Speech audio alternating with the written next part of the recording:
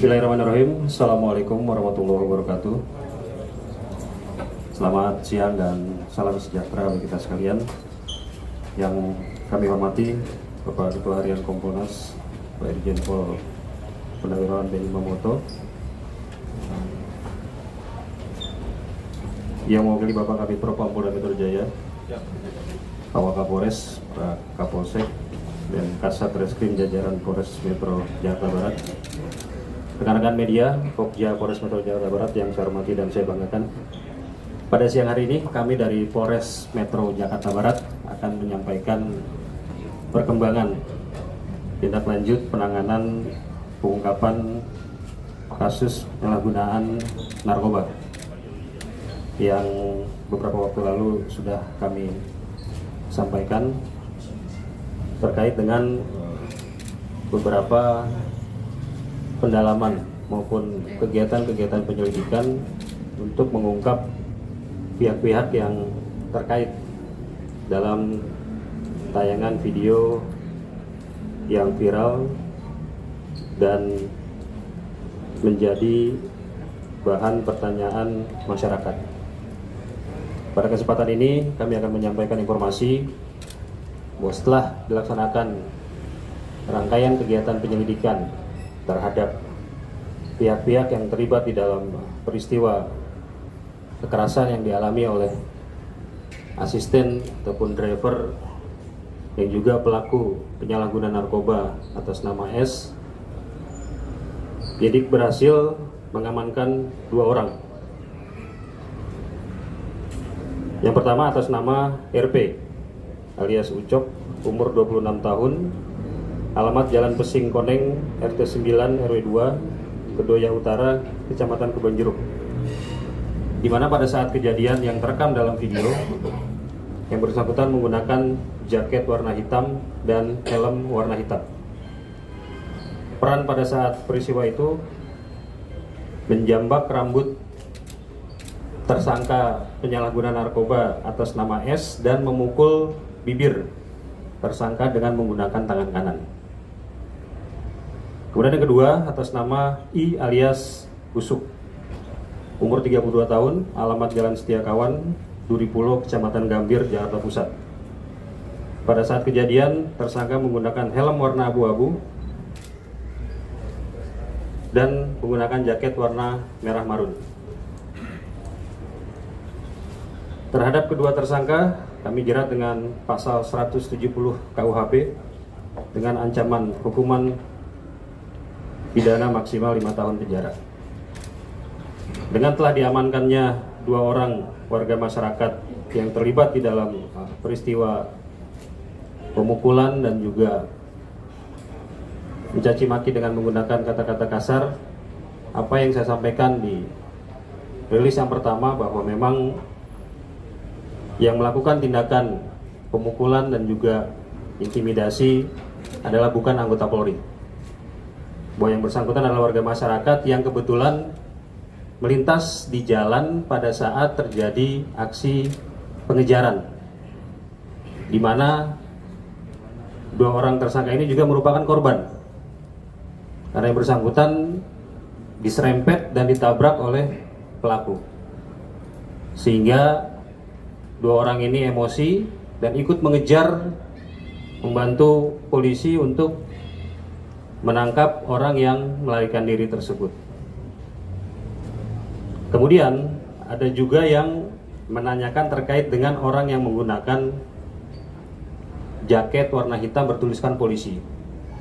Setelah kami turunkan Seksi Propam Polres Metro Jakarta Barat untuk mendalami hal tersebut, sudah kami dapatkan bahwa yang bersangkutan adalah anggota Polsek Kalideres atas nama Bribda ABP, yang kebetulan pada saat yang bersangkutan lepas dinas selesai melaksanakan piket fungsi reskrim di Polsek Kalideres dan akan pulang ke rumahnya di wilayah Jakarta Utara.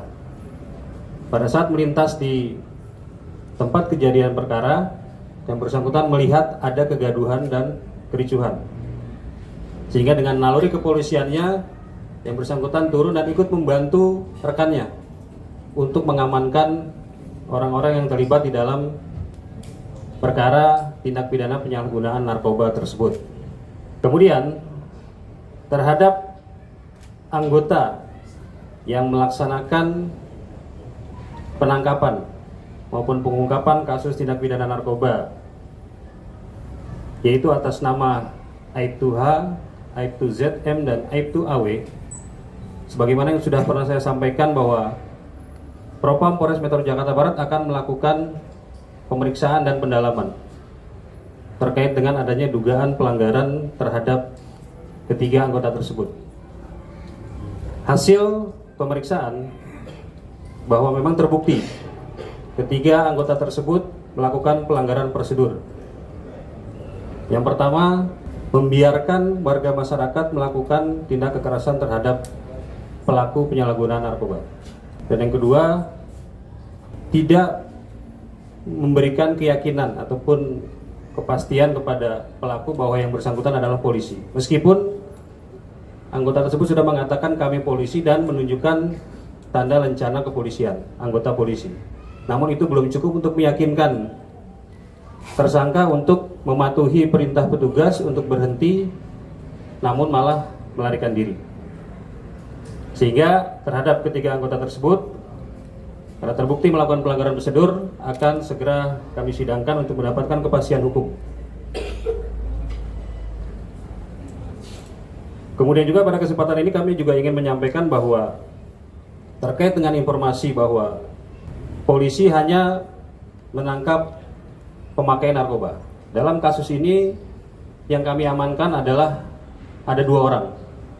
Satu atas nama R dan satu atas nama S yang merupakan asisten daripada saudara SJ.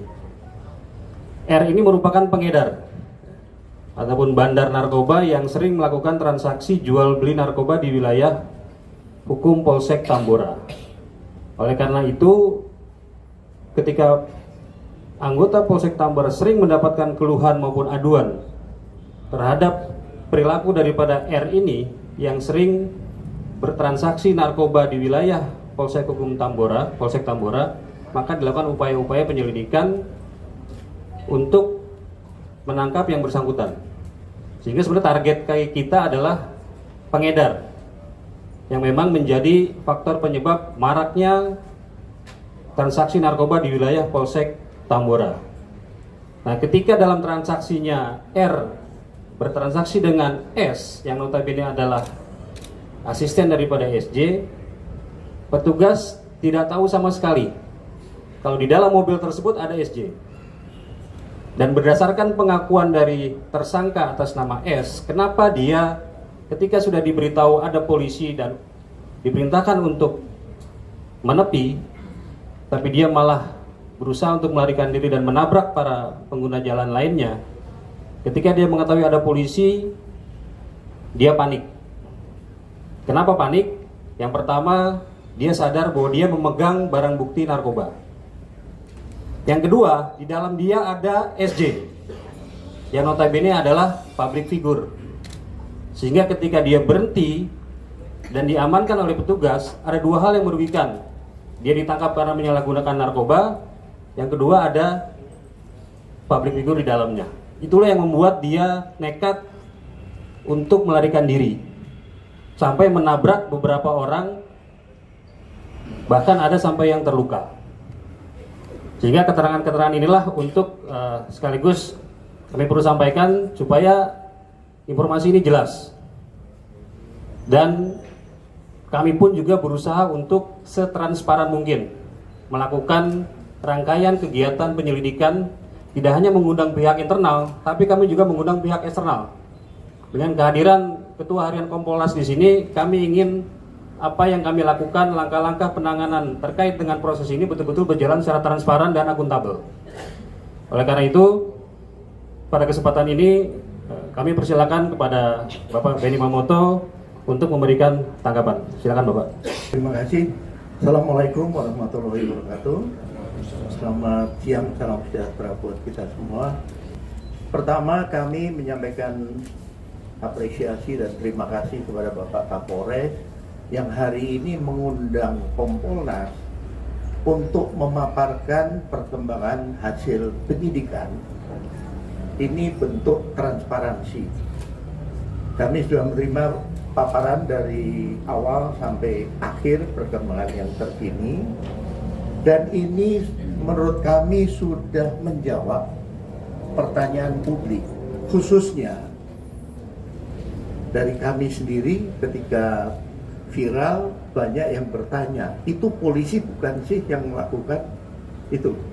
Yang kedua, SD sendiri kan teriak-teriaknya kan itu bukan polisi. Sudah terjawab bahwa dalam hal ini ada pihak luar yang notabene adalah korban dari laka lantas karena S ini mengemudikan kendaraan dengan brutal, hingga yang bersangkutan yang melakukan kekerasan ini ikut mengejar. Jadi di TKP ada dua, satu adalah anggota yang mengejar untuk menangkap, satu adalah masyarakat yang menjadi korban laka lantas karena ulah dari pengemudi. Perlu kami sampaikan bahwa dengan hasil tes urin pengemudi itu positif, berarti dia mengemudikan kendaraan dalam kondisi pengaruh narkoba. Kalau orang dalam kondisi pengaruh narkoba, satu, cara berpikirnya tidak normal, cara bersikap tidak normal, cara bertindak tidak normal. Ya akhirnya brutal dan tidak peduli dengan kondisi masyarakat yang ada di tengah jalan. Akhirnya muncul korban. Nah kemudian kami mengapresiasi karena ini sesegera mungkin bisa tuntas, semua sudah terjawab, proses hukum berjalan, dan untuk anggota sendiri pun juga sudah dilakukan tindakan secara internal, secara etik. Nah ini juga akan menjawab pertanyaan publik soal pelanggaran SOP dan sebagainya. Jadi sekali lagi kami menyampaikan apresiasi, mudah-mudahan kasus ini segera selesai. Masih banyak masalah yang ditangani, kiranya nanti bisa fokus untuk penanganan kasus-kasus lain yang dihadapi. Saya rasa itu dari saya. Terima kasih. Wassalamualaikum warahmatullahi wabarakatuh. Terima kasih Bapak Benny Mamoto. Mungkin juga kami ingin menyampaikan kepada rekan-rekan media bahwa di belakang kami ini kan juga tersangka sekaligus korban. Jadi dia memang karena geram, kesal dengan aksi yang dilakukan oleh tersangka S ini, maka dia berusaha mengejar, dan ketika dia dapat, dilakukan aksi main hakim sendiri. Kita juga akan memberikan kesempatan kepada dua orang ini untuk menyampaikan ke teman-teman media. Assalamualaikum warahmatullahi wabarakatuh. Sebelumnya saya minta maaf atas kejadian itu karena kami hilaf. Sekali lagi saya minta maaf pada bapak-bapak polisi semua. Kami telah memukul driver itu karena kami menjadi korban tabrak dari dia dan teman kami ada luka. Makanya kami emosi ikut bantu ngejar. Sampai di sana dapat, kami langsung masuk dan memukul.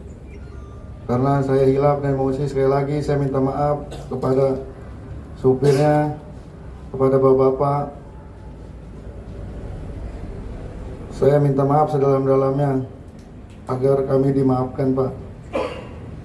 Kira mau ditanyakan?